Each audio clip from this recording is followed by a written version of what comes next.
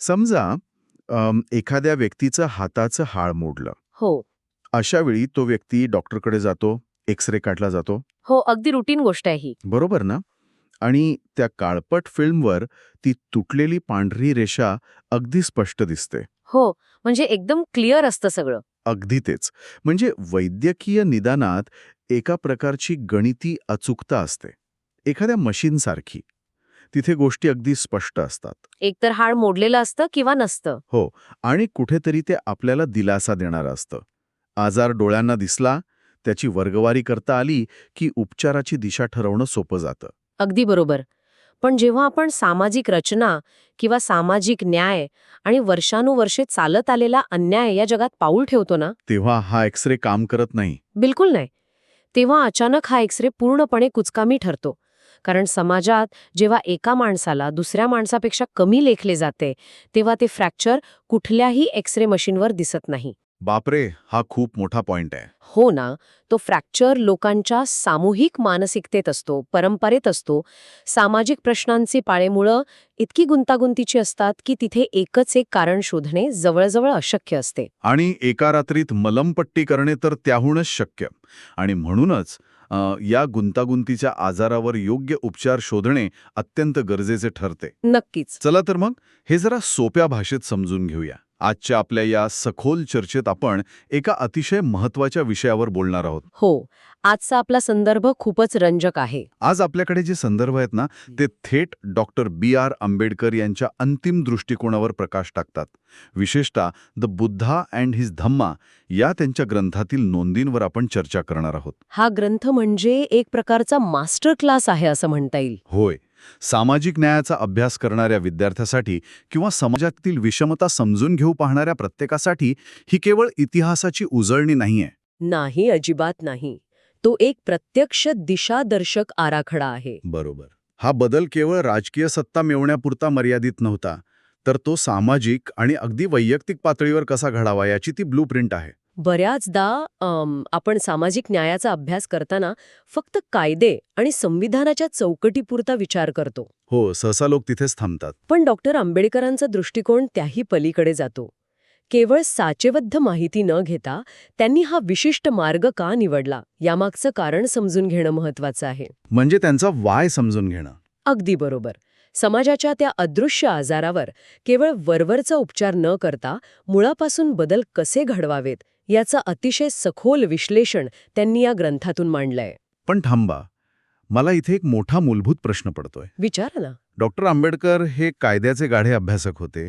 ते एक उत्तम अर्थशास्त्रज्ञ होते आणि संविधानाच्या निर्मितीत त्यांचा मोलाचा वाटा होता, हे तर आपल्याला माहीतच आहे. हो, त्यात काहीच शंका नाही. त्यांनी कायदेशीर हक्क आणि राजकीय अधिकारांचं महत्त्व स्वतः सिद्ध केले होते. मग सामाजिक न्यायासाठी त्यांनी धर्माचा किंवा धम्माचा आधार का घ्यावा? अच्छा, म्हणजे तुम्हाला तो विरोधाभास वाटतंय? हो ना. संविधानातील कायदे आणि नियम पुरेसे नव्हते का? एका तर्कशुद्ध विचारवंताने पुन्हा धर्माकडे वळणे हे थोडं विचित्र नाही वाटत? हा अतिशय अचूक प्रश्न आहे आणि इथूनच आपल्या खऱ्या विश्लेषणाला सुरुवात होते. बरं. वरवर पाहता हा विरोधाभास वाटू शकतो, पण संदर्भांचा सखोल अभ्यास केल्यावर त्यामागचं तर्कशास्त्र समजतं. संविधानाने माणसाला कायदेशीर अधिकार दिले हे 100% खरं आहे. हो, ते तर दिलेच. पण कायदे हे नेहमी बाहेरून लागू केले जातात. जोपर्यंत समाजाची आंतरिक नैतिकता किंवा ज्याला आपण सोशल मोरॅलिटी म्हणतो ती बदलत नाही, तोपर्यंत कायदे फक्त कागदावरच राहतात. अगदी तेच. किंवा पळवाटा शोधून ते डावलले जातात. डॉक्टर आंबेडकरांनी हे ओळखलं होतं की कायद्याची अंमलबजावणी करणारी यंत्रणा ही शेवटी समाजातूनच येते. होय, म्हणजे पोलीस, न्यायाधीश सगळे समाजाचाच भाग आहेत. होय, जर समाजाच्या मनातच विषमता असेल तर कायदा कितीही चांगला असला तरी न्याय कसा मिळणार? अच्छा, म्हणजे कायदा माणसाला गुन्हा करण्यापासून रोखू शकतो, पण कायदा माणसाला दुसऱ्या माणसाचा आदर करायला शिकवू शकत नाही. त्यासाठी माणसाला आतून बदलण्याची गरज असते, असं त्यांना म्हणायचं होतं का? 100%. आणि माणसाला आतून बदलण्यासाठीच त्यांनी धम्माची निवड केली. पण इथे एक अतिशय महत्वाची गोष्ट लक्षात घेतली पाहिजे. कोणती?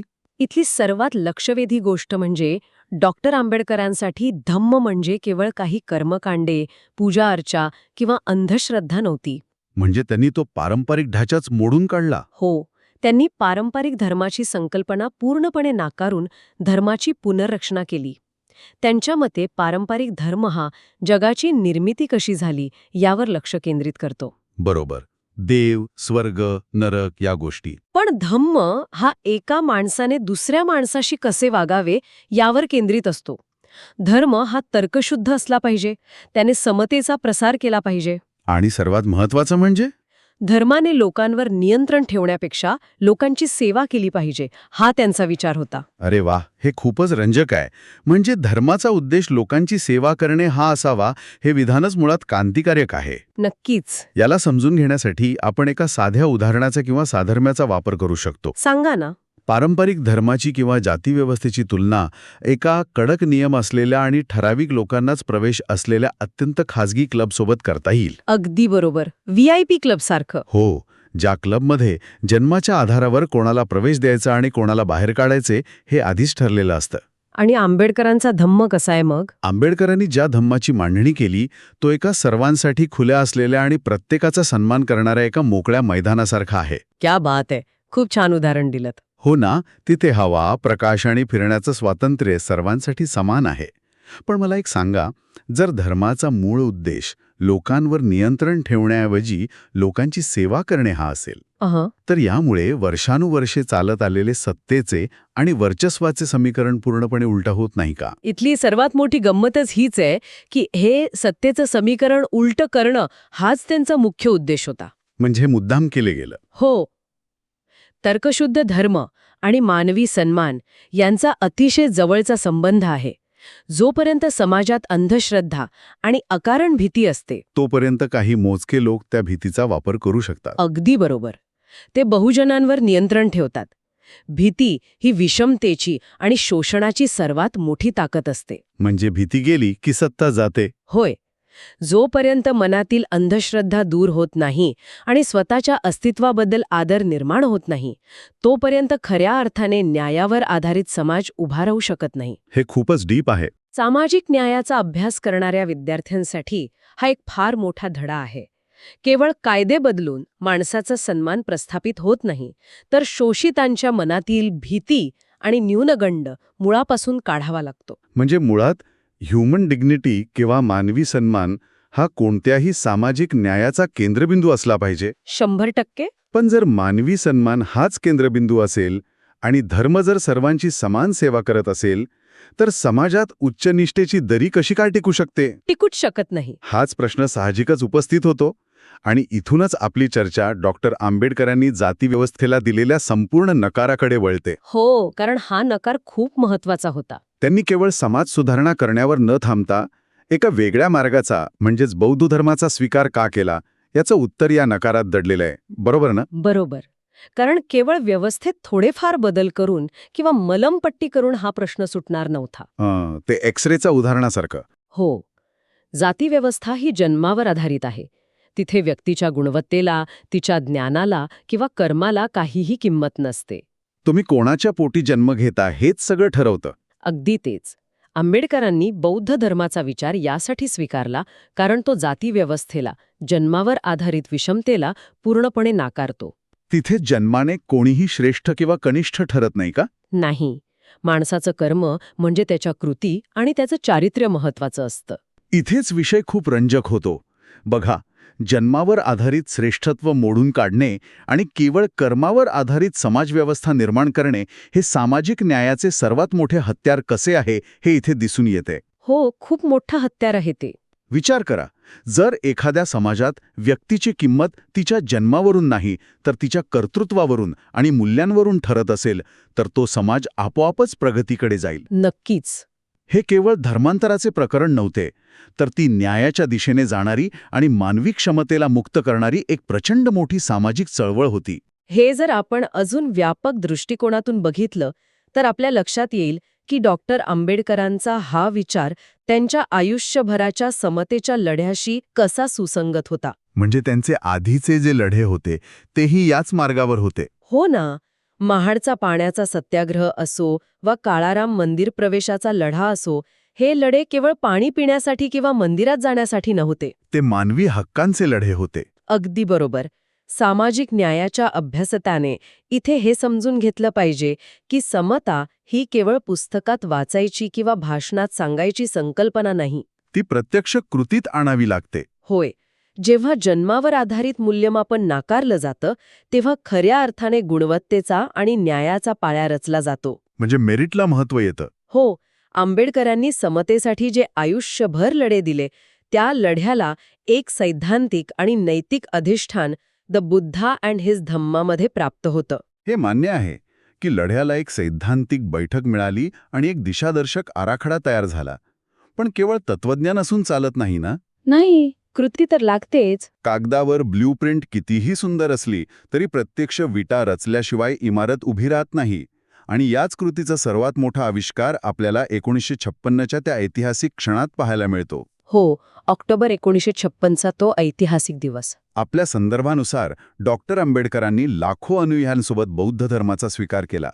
पण मला नेहमी हा प्रश्न पडतो की एखाद्या ऐतिहासिक घटनेने सामाजिक न्यायाचा एवढा मोठा प्रात्यक्षिक धडा कसा काय दिला जाऊ शकतो? तुम्हाला असं वाटतं का की ती केवळ धर्मांतराची प्रक्रिया होती? म्हणजे वरवर पाहता ती एका धर्मातून दुसऱ्या धर्मात जाण्याची प्रक्रिया वाटते. पण आत नक्की काय घडलं होतं? ती केवळ धर्मांतराची प्रक्रिया अजिबात नव्हती. ती एक अत्यंत स्पष्ट आणि धाडसी घोषणा होती. घोषणा? कशाची घोषणा? या घटनेचं ऐतिहासिक महत्त्व समजून घेण्यासाठी आपल्याला स्वाभिमान किंवा सेल्फ रिस्पेक्ट आणि स्वतःचे निर्णय घेण्याचं स्वातंत्र्य म्हणजेच एजन्सी या दोन अत्यंत महत्त्वाच्या संकल्पना समजून घ्याव्या लागतील. अच्छा, एजन्सी? हो, शतकानुशतके ज्या समाजाला साधे पाणी कुठून प्यायचे याचा निर्णय घेण्याचा अधिकार नव्हता, ज्यांना स्वतःची ओळख ठरवण्याचा अधिकार नव्हता. अगदी तेच. त्या समाजाने एका क्षणात स्वतःची ओळख स्वतः ठरवली. बाबरे, एजन्सी हा शब्द इथे खूप वजनदार आहे. कारण बहुतांश वेळा शोषित समाज हा न्यायाची वाट बघत असतो. कुणीतरी मसीहा येईल, एखादा राजा येईल आणि आपल्याला न्याय देईल अशी ती धारणा असते. हो, पण इथे त्यांनी कोणाचीही वाट पाहिली नाही. त्यांनी स्वतः न्यायाची निवड केली. अचूक पकडलात. हा क्षण म्हणजे सामाजिक न्यायाची सर्वात प्रभावी आणि प्रत्यक्ष अंमलबजावणी होती. नक्कीच. लाखो लोक एकाच वेळी एका मैदानावर जमलेत. तेही कोणाविरुद्ध शस्त्रयुद्ध करण्यासाठी नाही किंवा राजकीय सत्ताकाबीज करण्यासाठी नाही. म्हणजे हा एजन्सीचा सर्वात मोठा धडा आहे. होय, दबलेल्या वर्गाला कोणीतरी येऊन न्याय देईल या आशेवर न राहता त्यांनी स्वतःच्या मानसिक गुलामगिरीच्या साखळ्या तोडल्या. हे जगातलं कदाचित अद्वितीय असं उदाहरण असावं. नक्कीच. त्यांनी संपूर्ण समाजासमोर एक आदर्श उभा केला की अन्यायकारक व्यवस्था नाकारून नवीन आणि न्याय्य व्यवस्था शांततेच्या मार्गाने कशी स्वीकारता येते. स्वतःचा न्याय स्वतः प्रस्थापित करणे ही कल्पनाच प्रचंड ऊर्जा देणारी आहे. पण मग ह्या ऐतिहासिक निर्णयानंतर पुढे काय? 1956ची घटना शेवट नव्हता, तर ती एक सुरुवात होती. अगदी बरोबर. ती फक्त एक सुरुवात होती. या सगळ्या मार्गाचं अंतिम ध्येय काय आहे? संदर्भांमध्ये स्पष्ट म्हटले आहे की द बुद्धा अँड हिज धम्मा यातून केवळ एक कथा मिळत नाही, तर भविष्यातील समाजासाठी एक दिशा मिळते. हो, आणि ती दिशा 3 महत्वाच्या मूल्यांवर आधारित आहे. बरोबर. समाज हा स्वातंत्र्य, समता आणि बंधुता यावर आधारित असावा. खरा बदल हा केवळ राजकीय नसून तो सामाजिक आणि वैयक्तिक असतो. आणि इथेच बघा आंबेडकरांच्या विचारांची परिपक्वता दिसून येते. स्वातंत्र्य, समता आणि बंधुता ही तत्वे मूळची फ्रेंच राज्यक्रांतीची आहेत असं आपण मानतो. हो, आपण इतिहासात तसंच शिकलोय. पण स्वतः डॉक्टर आंबेडकरांनी एका ठिकाणी स्पष्ट केलंय की त्यांनी ही तत्वे फ्रेंच राज्यक्रांतीकडून घेतलेली नाहीत. अरे वा, मग कुठून घेतली? ती त्यांनी त्यांचे गुरु भगवान बुद्ध यांच्या शिकवणीतून घेतली आहेत. कारण राजकीय तत्वे केवळ कायद्याच्या जोरावर टिकतात, पण जर ती तत्वे धर्म आणि नैतिकतेतून आली तर ती मानवी जीवनाचा अविभाज्य भाग बनतात. अगदी बरोबर. तर मग या सर्वांचा नेमका अर्थ काय? मला या त्रिसूत्रीवर आणि विशेषतः बंधुता या संकल्पनेवर थोडं थांबायचंय. हो, बंधुता हा खूप महत्वाचा पॉइंट आहे. आपण स्वातंत्र्य आणि समता याबद्दल खूप बोलतो, पण बंधुता, आधुनिक समाजात बंधुता म्हणजे काय? आजकाल आपण पाहतो की बंधुता म्हणजे फक्त एकमेकांशी चांगले वागणे, सणासुदीला शुभेच्छा देणे एवढंच मानलं जातं. किंवा संकटात थोडीफार मदत करणे. हो, तेवढंच. पण डॉक्टर आंबेडकरांना अभिप्रेत असलेली बंधुता याहून खूप सखोल सामाजिक रचना होती, नाही का? यामुळे एक महत्वाचा प्रश्न उभा राहतो. बंधुता ही केवळ वरवरची औपचारिकता नाहीये. मग ती नक्की काय आहे? डॉक्टर आंबेडकरांच्या मते बंधुता हा केवळ एक भावनिक विचार नव्हता, तर तो लोकशाहीचा आणि समतेचा पाया होता. म्हणजे बेस होता तो. हो, हे अतिशय बारकाईने समजून घ्या. जर समाजात बंधुता नसेल, तर स्वातंत्र्याचा अर्थ बलिष्ठांनी दुर्बलांवर गाजवलेले वर्चस्व असा होतो. बापरे, हे खूपच भयानक आहे. आणि जर बंधुता नसेल, तर समता प्रस्थापित करण्यासाठी हुकुमशाही किंवा बळाचा वापर करावा लागतो. म्हणजे स्वातंत्र्य आणि समता एकमेकांशी भिडू शकतात. अगदी बरोबर. त्यामुळे स्वातंत्र्य आणि समता या दोन्ही गोष्टी एकमेकांशी संघर्ष न करता टिकून राहण्यासाठी जो डिंक किंवा जो गोंद लागतो ना, ती म्हणजे बंधुता. हे उत्तम प्रकारे स्पष्ट केलं तुम्ही. याला आपण आजच्या आधुनिक जीवनातल्या एका उदाहरणाशी जोडून पाहूया. हो, सांगा. समजा एखाद्या मोठ्या कॉर्पोरेट ऑफिसमध्ये काम चालतंय. तिथे सर्वांना समान पगार मिळतो, कोणाशीही भेदभावाशिवाय बढती दिली जाते. हे झालं समानतेचं उदाहरण. बरोबर. आणि सर्वांना मीटिंगमध्ये स्वतःचे विचार आणि मत मांडण्याचं स्वातंत्र्य आहे. हे झालं स्वातंत्र्याचं उदाहरण. अगदी तेच. पण जेव्हा दुपारच्या जेवणाची वेळ होते, तेव्हा जर एखाद्या विशिष्ट पार्श्वभूमीतून आलेल्या व्यक्तीला चहाच्या टेबलवर सामावून घेतले जात नसेल, म्हणजे अनौपचारिक चर्चेत त्याला बाजूला ठेवलं जात असेल. हो, त्याच्याकडे पाहण्याचा दृष्टिकोन पूर्वग्रहदूषित असेल, तर तिथे बंधुतेचा पूर्ण अभाव आहे.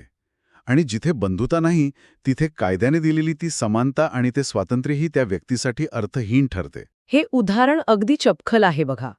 आधुनिक समाजाचा विचार केला तर आज आपण तंत्रज्ञानाने जोडले गेलो आहोत, पण मनाने खूप दुरावलो आहोत. हो, सोशल मीडियाने आपल्याला जवळ आणलंय, पण दूरही केलंय. अशा वेळी बंधुता म्हणजे दुसऱ्या व्यक्तीच्या मानवी सन्मानाचा कुठलीही अट न ठेवता आदर करणे. जेव्हा एखाद्या हॉटेलमध्ये वेटरशी संवाद साधला जातो किंवा रस्त्यावरच्या कामगाराशी बोलले जाते. हो, तिथे खरा दृष्टिकोन दिसून येतो. तो फक्त चांगले वागण्याचा भाग नाही, तर समोरच्या व्यक्तीला आपल्या समान मांडण्याचा तो एक कृतिशील विचार आहे. म्हणजे ती एक ॲक्शन आहे. होय, आंबेडकरांनी स्पष्ट केले होते की राजकीय लोकशाही ही सामाजिक लोकशाहीशिवाय लगू शकत नाही. जोपर्यंत वैयक्तिक पातळीवर ही मूल्य दैनंदिन सवय बनत नाहीत, तोपर्यंत आंबेडकरांचा मार्ग खऱ्या अर्थाने अनुसरला जात नाही. म्हणजे हा लढा केवळ सत्तेविरुद्ध किंवा व्यवस्थेविरुद्ध नाहीये. मग कोणाविरुद्ध आहे? तो स्वतःच्या पूर्वग्रहांविरुद्ध आणि समाजाच्या मानसिकतेविरुद्ध आहे.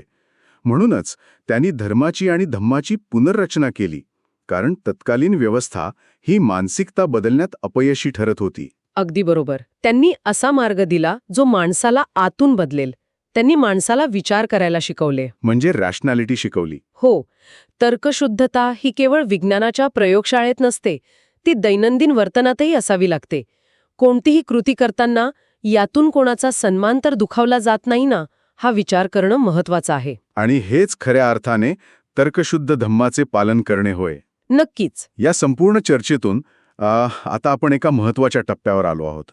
जर या संपूर्ण प्रवासाचा थोडक्यात आढावा घ्यायचा झाला, तर हा प्रवास एका अत्यंत वेदनादायी दुःखातून सुरू होतो. हो, वर्षानुवर्ष सोसलेल्या अन्यायातून. बरोबर. तिथून तो केवळ राग व्यक्त करण्यावर थांबत नाही, तर तो परिस्थिती समजून घेण्याकडे जातो, संविधानाच्या माध्यमातून कायदेशीर चौकट उभी करण्याकडे जातो. आणि शेवटी द बुद्धा अँड हिज धम्मा च्या माध्यमातून तो संपूर्ण सामाजिक आणि मानसिक परिवर्तनाकडे वळतो. हा केवळ एका व्यक्तीचा किंवा एका समूहाचा उद्धार नाहीये. नाही, तो संपूर्ण राष्ट्राचा आणि समाजाचा उद्धार करणारा विचार आहे. आणि सर्वात महत्वाची बाब म्हणजे हे परिवर्तन घडवण्यासाठी त्यांनी जी साधनं वापरली ती हिंसेची नव्हती. ती वैचारिक प्रबोधनाची होती. हो, तर्कशुद्ध धर्म, मानवी सन्मान, कर्मावर आधारित समता आणि स्वातंत्र्य समता बंधुतेवर आधारित आधुनिक समाजरचना. हीच ती साधने आहेत जी त्यांनी एका न्याय समाजाच्या निर्मितीसाठी कायमस्वरूपी उपलब्ध करून दिली. जे कोणी आज ही सखोल चर्चा ऐकत आहेत, मग ते विद्यार्थी असोत किंवा जिज्ञासू असोत, हो, सर्वांसाठीच एक गोष्ट लख्ख सूर्यप्रकाशासारखी स्पष्ट होते. हे विचार केवळ इतिहासाच्या पुस्तकात बंदिस्त ठेवण्यासारखे नाहीत. हा भूतकाळात घडून गेलेला केवळ एक प्रसंग नाही, ही वर्तमानातील जगण्याची एक पद्धत आहे. अगदी बरोबर. मार्ग आधीच दाखवला गेला आहे, तो कसा चालायचा याची ब्लूप्रिंटही तयार आहे. आता त्या मार्गावर प्रत्यक्ष चालणे ही आपली सर्वांची जबाबदारी आहे. आणि तो मार्ग चालणं सोपं नाहीये बघा, कारण त्यासाठी इतरांकडे बोट दाखवण्याआधी रोज स्वतःच्या कृतींचं कठोर परीक्षण करावं लागतं. पण तोच एकमेव मार्ग आहे जो खऱ्या शाश्वत सामाजिक न्यायाकडे जातो. नक्कीच. तर मग आपण सुरुवातीला जो एक्सरेचा संदर्भ दिला होता तिथे पुन्हा एकदा जाऊया. आपण पाहिलं की समाजाचा एक्सरे खूप धूसर आहे. तिथे आजार स्पष्ट दिसत नाहीत. हो, आपण मगाशी बोललो तसं. पण डॉक्टर आंबेडकरांनी त्या धूसर आणि गोंधळलेल्या परिस्थितीतही अचूक निदान केले आणि त्यावरचे कायमस्वरूपी औषधही सांगितले. ते औषध म्हणजे मानवी सन्मान, समता आणि बंधुता. अगदी तेच. आता या सखोल चर्चेच्या शेवटी एक असा विचार जो कदाचित थोडा अस्वस्थ करेल किंवा नव्याने विचार करायला भाग पाडेल. नक्कीच असा विचार करणं गरजेचे आहे. आजच्या अत्यंत विभागलेल्या, राजकीय ध्रुवीकरण झालेल्या आणि माहितीच्या अतिरेकाने भरलेल्या जगात आपण जगत आहोत. आपण फक्त आपल्या सारखाच विचार करणाऱ्या लोकांच्या घोळक्यात अडकलो आहोत. आणि इतरांपासून अधिकाधिक दूर जात आहोत. बरोबर. अशा या आधुनिक जगात जर खऱ्या बदलाची सुरुवात वैयक्तिक आणि सामाजिक पातळीवर होत असेल आणि स्वातंत्र्य, समता, बंधुता ही रोज जगण्याची मूल्ये असतील, तर आपण काय करू शकतो? हाच तो प्रश्न आहे. आज, अगदी आज, बंधुता प्रत्यक्ष कृतीत आणण्यासाठी आपण स्वतः अशी कोणती एक छोटी गोष्ट करू शकतो जिने न्यायावर आधारित समाजाच्या निर्मितीला हातभार लागेल? हा विचार करायला लावणारा प्रश्न आहे खरंच. होय, यावर नक्की विचार करा, कारण बदल नेहमी एका छोट्या पण जाणीवपूर्वक केलेल्या कृतीतून सुरू होतो.